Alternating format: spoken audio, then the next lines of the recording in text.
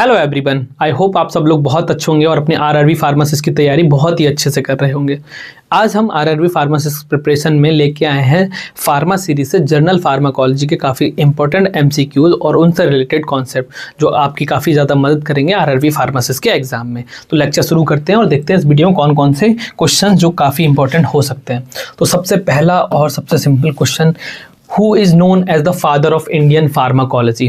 Indian pharmacology के कौन father माने जाते हैं, उनके बारे में हम देख लेते हैं। तो ओसवाल्ड स्मिनबर्ग, ये आपके मॉडर्न फार्माकोलॉजी के फादर माने जाते हैं। तो जो मॉडर्न फार्माकोलॉजी का कॉन्सेप्ट दिया था वो इन्होंने ही दिया था, इसीलिए हम इनको फादर ऑफ मॉडर्न फार्माकोलॉजी के नाम से जानते हैं। पॉल एलरिच, ये आपके फादर माने जाते हैं, father of chemotherapy, father of chemotherapy. तो ये भी नहीं होंगे, इन्होंने एक कॉन्सेप्ट दिया था जिसको हम मैजिक बुलेट कॉन्सेप्ट के नाम से जानते हैं। नेक्स्ट है यहाँ पे colonel RN. Chopra, doctor Ramnath Chopra जाने जाते हैं आपके इंडियन फादर ऑफ फार्माकोलॉजी के नाम से। अलेक्जेंडर फ्लेमिंग्स को हम जानते हैं, अलेक्जेंडर फ्लेमिंग ने क्या डिस्कवर किया था, पेनिसिलिन को डिस्कवर किया था। क्लियर है। तो इंडिया में जो करेक्ट आंसर आपका डॉक्टर आर.एन. चोपड़ा होगा, ये हमारे इंडिया के फादर ऑफ फार्माकोलॉजी माने जाते हैं, तो ये आप याद रखिएगा। नेक्स्ट हम देख लेते हैं सबसे सिंपल क्वेश्चन, जहाँ से हम फार्माकोलॉजी की जनरल फार्माकोलॉजी पढ़ना स्टार्ट करते हैं। हमारी फार्माकोलॉजी दो पार्ट में डिवाइडेड होती है, फार्माकोकाइनेटिक एंड फार्माकोडायनेमिक। तो फार्माकोकाइनेटिक शब्द का अर्थ क्या है या फार्माकोडायनेमिक का अर्थ क्या है, इसके बारे में हम देख लेते हैं। कभी भी जब कभी कंफ्यूजन हो कि what is pharmacokinetics and what is pharmacodynamics, तो हम डायनेमिक्स का ये डी पार्ट जहाँ पर आता है, डी डायनेमिक्स जहाँ से डी स्टार्ट होता है, तो हमेशा याद रखिएगा कि डी फॉर कि what drug does to the body known as a pharmacodynamic. तो यहाँ पर ये तो नहीं होगा कि what drug does to the body, तो आपका करेक्ट ऑप्शन होगा what body does to the drug is known as the pharmacokinetics, जिसमें हम बेसिकली चार प्रिंसिपल्स को पढ़ते हैं हमारे, वो हैं आपके ADME, absorption, distribution, metabolism and excretion. Development of drug आपका अदर रिसर्च फील्ड में हो जाता है, तो ये ऑप्शन नहीं होगा। एडवर्स इफेक्ट, तो हम ड्रग के साइड इफेक्ट्स के बारे में यहाँ पर देखते हैं। क्लियर है। तो pharmacokinetics is known as the what body does to the drug, इसके अंदर हम ADME के प्रोसेस को पढ़ते हैं। नेक्स्ट हम देख लेते हैं, कई बार फार्मासिस्ट एग्जाम में क्वेश्चन पूछा गया है कि कौन से रूट से, which route for drug administration provide the 100% बायोबिलिटी। तो हम सब जानते हैं कि अगर हम ड्रग को IV रूट के थ्रू दें तो वो डायरेक्ट सिस्टमिक सर्कुलेशन में जाती है और 100% अमाउंट ऑफ ड्रग आपके सिस्टमेटिक सर्कुलेशन में पहुंचता है। और यहाँ पर जितना ड्रग हमारे जब fraction amount of drug reaches to the systemic circulation is known as the bioavailability. और बायोबिलिटी कहाँ पर हमको सबसे ज़्यादा मिलती है कि अगर हम डायरेक्ट सिस्टमिक सर्कुलेशन में दे दें IV के थ्रू, तो आपको 100% बायोबिलिटी मिलती है। तो आप ये यहाँ से याद रखिएगा। क्लियर है। नेक्स्ट हम देख लेते हैं ड्रग ट्रांसपोर्ट से, which transport mechanism across the cell membrane requires energy या ATP का यूज करता है, वह कौन सा आपका ड्रग ट्रांसपोर्ट मैकेनिज्म है जहां पर एनर्जी की जरूरत पड़ती है या फिर ATP के यूज करता है। पैसिव डिफ्यूजन आपका कंसंट्रेशन ग्रेडियंट के बेसिस पे काम करता है, यानी यहाँ पर ड्रग आपके हायर कंसंट्रेशन से लोअर कंसंट्रेशन की तरफ जाती है, तो यहाँ पर कोई भी आपको एनर्जी की जरूरत नहीं पड़ेगी। ठीक है। एक्टिव ट्रांसपोर्ट, एक्टिव ट्रांसपोर्ट आपका बी ऑप्शन करेक्ट ऑप्शन है। यहाँ पर ड्रग को क्या होती है, वापस लोअर कंसंट्रेशन से हायर कंसंट्रेशन की तरफ जाती है। तो अगर आप किसी को लोअर कंसंट्रेशन से हायर कंसंट्रेशन की तरफ भेजेंगे तो वहाँ पर ATP की यानी कि एनर्जी की जरूरत पड़ेगी। फिल्टरेशन में वाटर पोर्स होते हैं, वाटर पोर्स के थ्रू ड्रग ट्रांसपोर्ट होती है, जहाँ पर ड्रग जो होती है बहुत ज़्यादा स्मॉल होती है और ये पैरासेलुलर स्पेसेस के थ्रू ट्रांसपोर्ट या फिल्टर आउट हो जाती है, तो ये भी याद रखिएगा। फैसिलिटेटेड डिफ्यूजन, फैसिलिटेटेड डिफ्यूजन में आपका एक कैरियर होगा, जैसे कि ग्लूकोज का जब ट्रांसपोर्ट होता है तो GLUT4 as a facilitated diffusion के थ्रू हेल्प करता है, ये इसका एग्जांपल है। तो यहाँ पर भी एनर्जी की जरूरत नहीं पड़ती है। नेक्स्ट हम देख लेते हैं विच इज इसका एक्सप्लेनेशन कि active transport drug molecules move करता है लोअर कंसंट्रेशन से हायर कंसंट्रेशन के लिए अगेंस्ट द ग्रेडियंट। जब अगेंस्ट द ग्रेडियंट करेगा तो आपको सीधी बात है एनर्जी की जरूरत पड़ेगी। क्लियर है यहाँ तक। Next question, zero order kinetics. Zero order kinetics में कौन कौन सी ड्रग्स होती हैं जो जीरो ऑर्डर काइनेटिक्स को फॉलो करती हैं, यानी कि सेफेस्ट इसका वो एक कांस्टेंट इनका एलिमिनेशन होता रहता है। तो मेटफॉर्मिन, नहीं रहेगी, एटर्नोल नहीं रहेगी। इसकी एक ट्रिक मैं आपको बता दूंगा, जिससे क्या है कभी भी ये क्वेश्चन आए जीरो ऑर्डर काइनेटिक्स का, तो आपकी कौन कौन सी ऐसी ड्रग्स हैं जो जीरो ऑर्डर काइनेटिक्स को फॉलो करती हैं। तो आपका करेक्ट ऑप्शन होगा फेनेंटोइन। फेनेंटोइन फॉलो करती है आपका जीरो ऑर्डर काइनेटिक्स। यहाँ पर जो हमारी ट्रिक है वो 0 वॉट पावर है। 0 वॉट पावर बोले तो जीरो ऑर्डर काइनेटिक्स को फॉलो करती हैं। तो वॉट में W for warfarin, A for alcohol, aspirin, theophylline, tolbutamide, और पावर बोले तो फेनेंटोइन। फेनेंटोइन आपका करेक्ट आंसर है जो कि जीरो ऑर्डर काइनेटिक्स को फॉलो करता है। क्लियर है।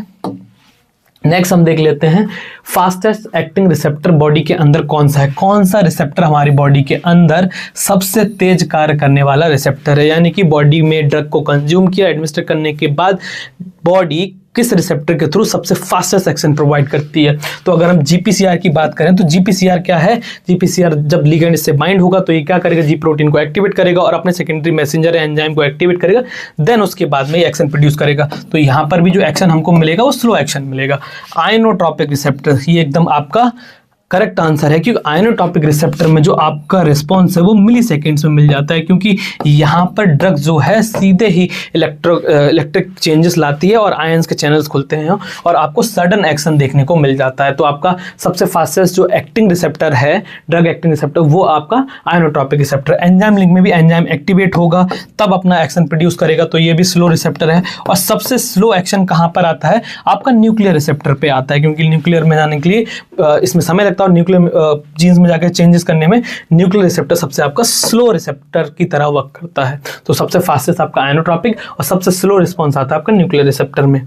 क्लियर है यहाँ तक। Ionotropic receptor ligand gated ion channels होते हैं, जिसमें are the fastest acting receptor, क्योंकि यहाँ पर वर्किंग उनकी मिली सेकेंड्स में हो जाती है। जैसे ही आपके ड्रग आएगी आयन चैनल ओपन होंगे और सीधे ही आपका एक्शन प्रोड्यूस होने लग जाएगा। क्लियर है। नेक्स्ट क्वेश्चन हम देख लेते हैं थेराप्यूटिक इंडेक्स, यानी कि ड्रग हमारी कितनी सेफ है उसको कैलकुलेट करने के लिए हम ड्रग के थेराप्यूटिक इंडेक्स वैल्यू को देखते हैं कि ड्रग हमारी कितनी थेराप्यूटिकली सेफ है। तो उसके लिए एक फॉर्मूला होता है जो हम फार्माकोलॉजी की स्टार्टिंग में पढ़ते हैं, देखते हैं कि हमारी ड्रग कितनी सेफ है। तो LD50 अपॉन AD50 या ED50 upon LD50, LD1, LD19 वगैरह कौन सा रहेगा। तो आपका करेक्ट ऑप्शन जो रहता है थेराप्यूटिक इंडेक्स इक्वल टू आपका LD50 अपॉन ED50। अब ये होते क्या हैं, देखिए जब भी कभी हम ड्रग को प्रोवाइड करते हैं देखते हैं तो जितनी हमारी सेफर रेंज होगी उसके लिए हम निकालते हैं उसकी लीथल डोज और इफेक्टिव डोज, यानी कि जो इफेक्टिव डोज ऑफ 50% पॉपुलेशन में कैसे काम करे और लिथैलिटी किसने उसमें आ रही है, उसके बीच के जो मार्जिन होती है। और जैसे कि हमारी कुछ ड्रग्स होती हैं जैसे डाइजॉक्सिन, जिनका थेराप्यूटिक इंडेक्स बहुत ही नैरो होता है, तो इनके लिए थेराप्यूटिक ड्रग मॉनिटरिंग भी की जाती है, क्योंकि ये एक पर्टिकुलर कंसंट्रेशन के बाद टॉक्सिक हो सकती हैं, एक पर्टिकुलर कंसंट्रेशन का कम होता है तो इनका थेराप्यूटिक इफेक्ट भी नहीं आएगा। तो ये याद रखिएगा। क्लियर है यहाँ तक। तो फॉर द सेफ्टी के लिए हम थेराप्यूटिक इंडेक्स को निकालते हैं। नेक्स्ट क्वेश्चन हम देख लेते हैं कि what types of antagonism shown by the histamine and adrenaline. Chemical antagonism है नहीं। इसके बाद कॉम्पिटिटिव एंटागोनिज्म, आपस में कॉम्पिटिट नहीं करते हैं। फिजिकल एंटागोनिज्म, ये फिजिकली भी एक दूसरे को एंटागोनाइज नहीं करते हैं, बट ये फिजियोलॉजिकली हिस्टामाइन और एड्रेनलिन एक दूसरे के ऑपोजिट एक्शन प्रोड्यूस करते हैं। तो ये ड्रग के इन्फ्लुएंस में फिजियोलॉजिकली एंटागोनिज्म प्रोड्यूस करेंगे, यानी कि एक दूसरे के ऑपोजिट एक्शन को ये प्रोड्यूस करते हैं। तो this occur when two drugs act on different receptor, opposite effects इसमें मिलते हैं on the same organ system. For example अगर हिस्टामाइन का रिसेप्टर पे ड्रग बाइंड करेगी तो वैसोडाइलेशन होगा और एड्रेनलिन के रिसेप्टर बाइंड करेगी तो वैसोकॉन्स्ट्रिक्शन होगा। ऑर्गन सेम रहेगा बट जो इफेक्ट है वो डिपेंड करेगा रिसेप्टर के बेसिस पर। ये दोनों आपस में फिजियोलॉजिकली एंटागोनिज्म या फिजियोलॉजिकल ऑपोजिट एक्शन प्रोड्यूस करते हैं। तो ये याद रखिएगा आगे के लिए। नेक्स्ट हम क्वेश्चन देख लेते हैं which of the following drug is administered by the intra articular route, यानी कि बिटवीन द जॉइंट कौन सी ड्रग्स हमारी दी जाती है। एम्फोटेरिसिन के IV और ओरल रूट से ये दी जाती है, आपकी इंट्रा आर्टिकुलर नहीं दी जाती है। नाइट्रोग्लिसरिन आपकी सबलिंगुअल बीनीथ द टंग दी जाती है, तो ये भी आपके करेक्ट ऑप्शन नहीं होगा। सॉल्बिटामॉल के भी IV इन्फ्यूजन और ओरल टैबलेट्स हैं, इसको इनहेलेशन के थ्रू भी दिया जाता है। तो हाइड्रोकॉर्टिसोन एसीटेट आपका इंट्रा आर्टिकुलर इंजेक्शन के रूप में दिया जाता है। ये जॉइंट्स के बीच में दिया जाता है फॉर ये कंडीशन जैसे कि रूमेटॉइड अर्थराइटिस वगैरह की कंडीशन में ये दिया जाता है। हाइड्रोकॉर्टिसोन आपका एक स्टेरॉइड है जो कॉमनली यूज किया जाता है फॉर ट्रीटिंग द इन्फ्लामेशन। ठीक है, नेक्स्ट हम बात कर लेते हैं What is the main advantage of administering a drug via the sublingual route? Sublingual route से किसी भी ड्रग को देने का सबसे बड़ा एडवांटेज क्या हो सकता है? तो पहला है कि ये ड्रग डायरेक्टली इंजेक्ट की जाती है मसल्स में, एकदम रॉन्ग आंसर है। It is use for the local action, क्या ये केवल स्थानीय क्रिया के लिए रिस्पॉन्सिबल है? तो ये हमारी लोकल एक्शन के लिए रिस्पॉन्सिबल नहीं है। यहाँ पर इट हैज़ 50% बायोअवेलेबिलिटी नहीं, इसमें क्या है बायोअवेलेबिलिटी 50 टाइम्स कम नहीं होती। एक्चुअली जो सबसे बड़ा एडवांटेज है किसी भी सबलिंगुअल ड्रग को देने का, यहाँ पर ड्रग के पास एक तो सबसे ज़्यादा हाई लिपिड सॉल्युबिलिटी होनी चाहिए और बाय द सबलिंगुअल रूट हम बाईपास कर सकते हैं फर्स्ट पास मेटाबॉलिज्म, जिससे ड्रग्स ज़्यादा से ज़्यादा अमाउंट में सिस्टमिक सर्कुलेशन में पहुंचे और उसका मेटाबॉलिज्म होने की वजह से उसका कंसंट्रेशन कम ना हो। तो फर्स्ट पास मेटाबॉलिज्म को बाईपास करने के लिए सबलिंगुअल रूट दिया जाता है। In the sublingual route the drug placed under the tongue, it is absorbed directly into the blood, completely bypassing the liver. This avoids the first pass metabolism and allows for the quick action. For example, जैसे nitroglycerine और आपकी ऑन्डेंसेट्रॉन भी दी जाती है जो कि sublingual route से दी जाती है। ये इसका एग्जाम्पल आप याद रखिएगा। Through which route diazepam administer for the febrile seizure in childrens में, ओरल में दी जाती है। देखो फेब्राइल कंडीशन में जो अनकॉन्शियसनेस आ जाती है चिल्ड्रंस के ऊपर, तो आप उनको ओरली भी नहीं दे सकते, इंट्रावीनस भी नहीं दे सकते और ट्रांसडर्मल पैचेस के थ्रू भी नहीं दे सकते। तो यहाँ पे जो ऑप्शन बचता है वो आपका रेक्टल यानी कि मलाशय के द्वारा बच्चों को ये फेब्राइल सीजर के अंदर डायजेपाम इंड्यूस किया जाता है फॉर कंट्रोलिंग देयर सीजर। तो करेक्ट आंसर इज आपका रेक्टल रूट से आपकी डायजेपाम दी जाती है for febrile seizure convulsion due to fever in the children. Diazepam is the effective administration by the rectal route. This route avoid the first pass metabolism. इसकी वजह से 50% आपका एक्शन सीधे डायरेक्टली उसमें पहुंचता है और ये बच्चों के बुखार के कारण होने वाले दौरे में आपके रेक्टल रूट से दी जाती है। तो आप इसको याद रखिएगा। नेक्स्ट क्वेश्चन हम डिस्कस कर लेते हैं। Which property is essential for drug to be absorb through the transdermal patch? अगर किसी ड्रग के ट्रांसडर्मल पैच के माध्यम से अवशोषित होने के लिए दवा का कौन सा गुण आवश्यक है? यानी कि ट्रांसडर्मल पैच या ट्रांसडर्मल एडमिनिस्ट्रेशन हम किसी ड्रग का दे रहे हैं तो ड्रग के अंदर वो कौन सी प्रॉपर्टी होनी चाहिए जिसका एब्जॉर्प्शन उसका बढ़ सके? तो क्या ड्रग हमारी वाटर सॉल्युबल होनी चाहिए? नहीं, वाटर सॉल्युबल होगी तो वो आपकी वैसे भी आयनाइज होकर एक्सक्रीट आउट होगी। हाई मॉलिक्यूलर वेट होना चाहिए? बिल्कुल भी नहीं। हाई मॉलिक्यूलर वेट होगा तो एब्जॉर्ब कैसे होगी? नॉन एब्जॉर्बेबल का तो ऑप्शन बनता ही नहीं है। अगर ड्रग को ट्रांसडर्मल पैच से यानी कि डर्मल एरिया से उसको एब्जॉर्ब होना है तो ड्रग के अंदर सबसे मेन प्रॉपर्टी है वो आपकी लिपिड सॉल्युबिलिटी, यानी कि उस ड्रग के पास हाई लिपिड सॉल्युबिलिटी होनी चाहिए to absorb through the transdermal patch. Clear है? पैच ट्रांसडर्मल आपके एपिडर्मल स्किन पर लगा दिया जाएगा। अगर ड्रग हमारी यहाँ पर है तो वो सिस्टमिक सर्कुलेशन के पास उसके पास हायर लिपिड सॉल्युबिलिटी है तो सीधे सिस्टमिक सर्कुलेशन में वो एब्जॉर्ब हो जाएगी। The transdermal route involves applying a patch on intact skin for drug to pass through the must be highly lipid soluble, यानी कि फैट सॉल्युबल होनी चाहिए। एग्जाम्पल इंक्लूड निकोटिन के पैच आते हैं, आपके स्कोपोलामाइन के पैचेस आते हैं जो कि आपके ट्रांसडर्मल पैच की कंडीशन में लगाए जाते हैं, ट्रांसडर्मल रूट के थ्रू यूज किए जाते हैं। मोशन सिकनेस के लिए हम स्कोपोलामाइन का यूज करते हैं। नेक्स्ट क्वेश्चन हम देख लेते हैं। निम्नलिखित में से कौन सी दवा उच्च फास्ट पास मेटाबॉलिज्म के कारण ओरली रूप से प्रवाही नहीं होती? यानी कि विच of the following drug is not effectively due to the high first pass metabolism? कौन सी ड्रग है जिनका हाई फर्स्ट पास मेटाबॉलिज्म हो जाता है जो कि नहीं? हम पैरासीटामोल को खाते हैं, अच्छा खासा रिस्पांस मिलता है, इतनी जल्दी इसका high first pass metabolism. Ibuprofen का भी और सेट्राजिन भी अच्छा खासा अपना इफेक्ट प्रोड्यूस करती हैं ओरली अगर हम इन सब की बात करें। बट जो कम इफेक्टिव होती है वो आपकी होती है लिग्नोकेन। लिग्नोकेन का हाई फर्स्ट पास मेटाबॉलिज्म होता है जिसकी वजह से ये उस कंडीशन में नहीं दी जा सकती। तो कुछ ड्रग्स हैं जैसे कि लिग्नोकेन हो गया, नाइट्रेट्स हो गया, प्रोपेनोलॉल हो गया, पैथिडीन हो गया, इनका हाई फर्स्ट पास मेटाबॉलिज्म होता है तो ये ओरल रूट से उतना ज़्यादा इफेक्ट नहीं होती क्योंकि इनका मैक्सिमम कंसंट्रेशन जो होता है वो मेटाबॉलिज्म होकर बॉडी से एक्सक्रीट आउट कर दिया जाता है, बाईपास कर दिया जाता है। बिकॉज ऑफ दैट ये कंसंट्रेशन ही बॉडी के अंदर नहीं होगा तो ये अपना इफेक्ट प्रोड्यूस कैसे करेंगी? तो drug like lignocaine, nitrates, propranolol and pethidine undergo the high first pass metabolism. The liver and intestine wall is taken orally. They are metabolized before reaching the blood circulation. Systemic circulation में पहले पहुंचने से पहले ही ये आपकी metabolise हो जाएंगे, तो बॉडी के पास सिस्टमिक सर्कुलेशन में पहुंचेंगी बहुत ही लोअर कंसंट्रेशन में या फिर बहुत कम कंसंट्रेशन में पहुंचने की वजह से इनका जो इफेक्ट है वो प्रोड्यूस ही नहीं होगा। नेक्स्ट हम बात कर लेते हैं cyanide. Sodium thiosulphate use in the cyanide poisoning is an example of.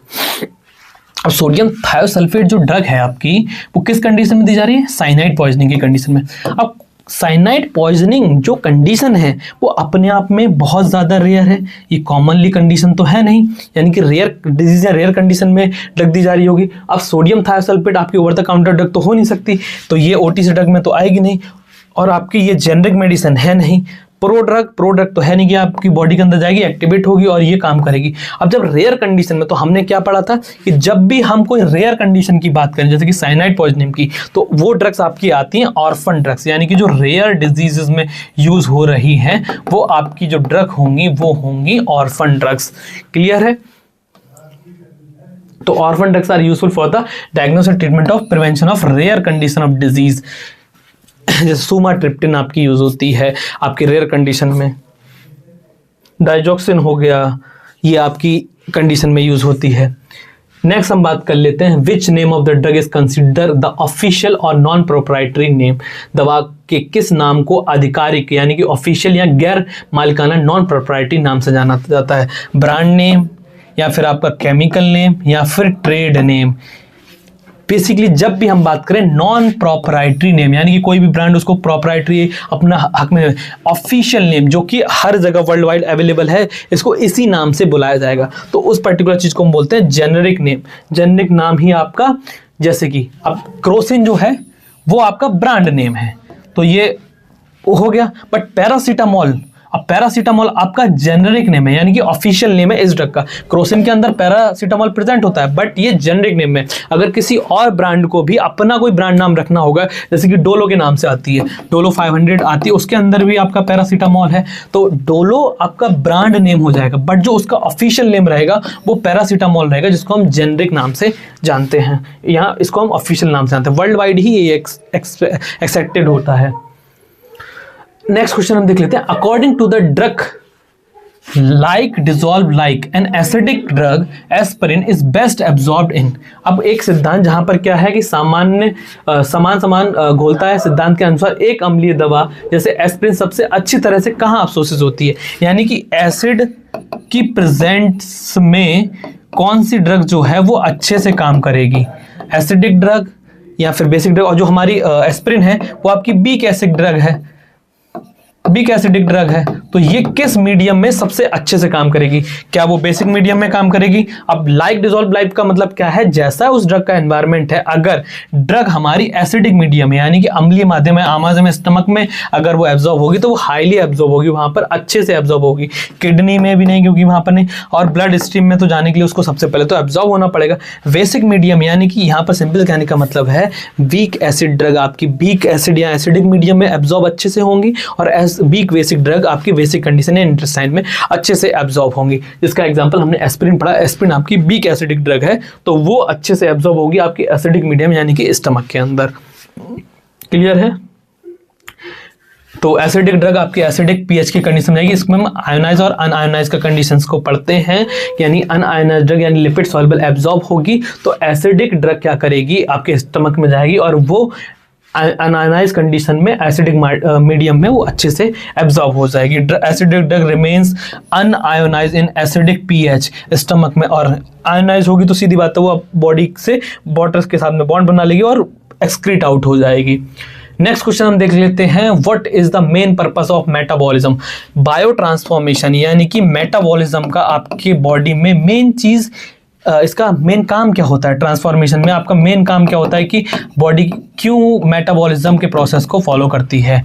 तो make the drug lipid soluble, या फिर इंक्रीज द ड्रग साइज तो इंक्रीज होने से रहा, या store the drug in tissue, convert the lipid soluble drug to water soluble. यानी कि देखो जब भी कोई ड्रग बॉडी के अंदर आती है तो वो कंसिडर की जाती है एज अ ज़ीनोबायोटिक्स। लीवर का हमारा काम रहता है कि वो जो लिपिड सॉल्युबल ड्रग है उसको वाटर सॉल्युबल बना दिया जाए ताकि जल्दी से जल्दी उस ड्रग को बॉडी से एलिमिनेट कर दिया जाए, एक्सक्रीट आउट कर दिया जाए। तो लिपिड सॉल्युबल ड्रग को लीवर क्या कर देता है, वाटर सॉल्युबल, क्योंकि बॉडी के अगर वो रिमेन रहेगी तो टॉक्सिसिटी कॉज करेगी, तो उसको कन्वर्ट करता है by the metabolism bio transformation, जिससे कि बॉडी के अंदर से ज़ीनोबायोटिक ड्रग है वो रिमूव आउट हो सके। तो वाटर सॉल्युबल में उसको ट्रांसफॉर्म करता है जिससे बॉडी के अंदर से इजीली कन्वर्ट हो सके। लिपिड सॉल्युबल ड्रग है ये हमारी बॉडी में रिमेन रहेगी जब तक कि इसको वाटर सॉल्युबल यानी कि एक्सक्रीट आउट नहीं किया जाएगा। तो लीवर के पास जब ये जाती है मेटाबोलाइज होती है और वाटर सॉल्युबल यानी कि पोलर सब्सटेंस बन जाती है और किडनी क्या करती है, इसको एक्सक्रीट आउट कर देती है बाय द यूरिन। क्लियर है?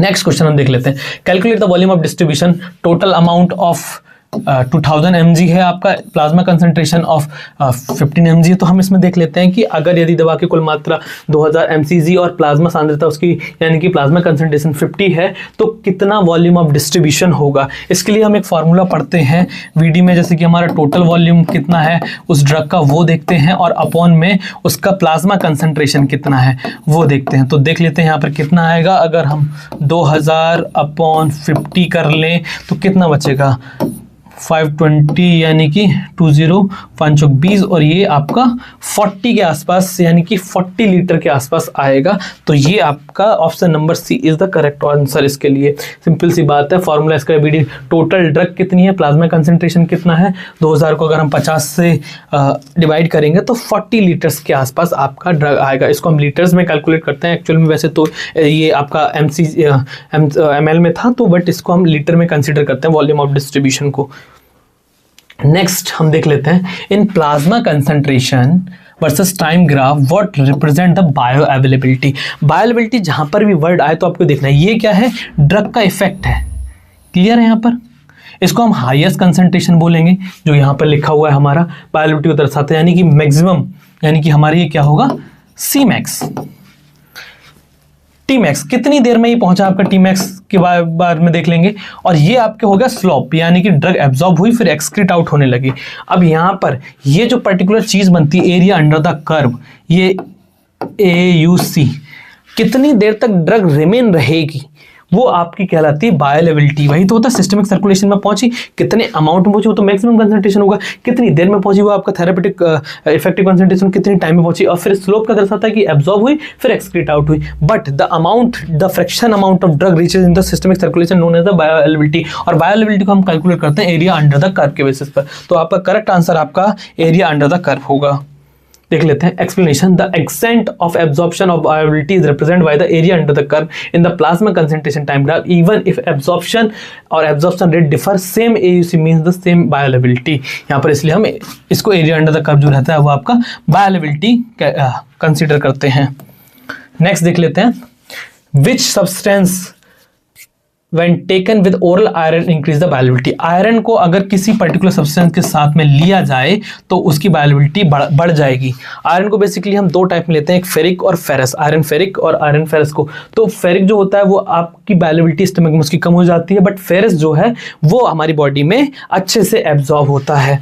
तो एंटासिड एसिड को हटा देगा, टेट्रासाइक्लिन एंटीबायोटिक्स के साथ में कौन दे रहा है, विटामिन सी, एस्कॉर्बिक एसिड, ये इसको एसिडिक मीडियम प्रोवाइड करती है जिसकी वजह से आयरन हमारी बॉडी के अंदर अच्छे से एब्जॉर्ब हो सके। तो करेक्ट आंसर आपका रहेगा एस्कॉर्बिक एसिड यानी कि विटामिन सी। विटामिन सी क्या करेगा, वहां पर एक एसिडिक मीडियम बना देगा जिसकी वजह से जो आयरन है उस एसिडिक मीडियम में अच्छे से एब्जॉर्ब हो सके। क्लियर है यहाँ तक? तो यही काफ़ी सारे क्वेश्चंस थे जो हमने आज डिस्कस किए, ये जनरल फार्माकोलॉजी से रिलेटेड क्वेश्चंस हैं। आई होप आपको ये बहुत सारे क्वेश्चन समझ में आए होंगे और इनसे रिलेटेड हमने बहुत सारे कॉन्सेप्ट भी देखे जो अलग अलग ऑप्शंस में अवेलेबल थे। Thank you for watching this video. If you are having any doubt, any concern, तो you can ask in the comment, I will update in a new lecture. Thank you all.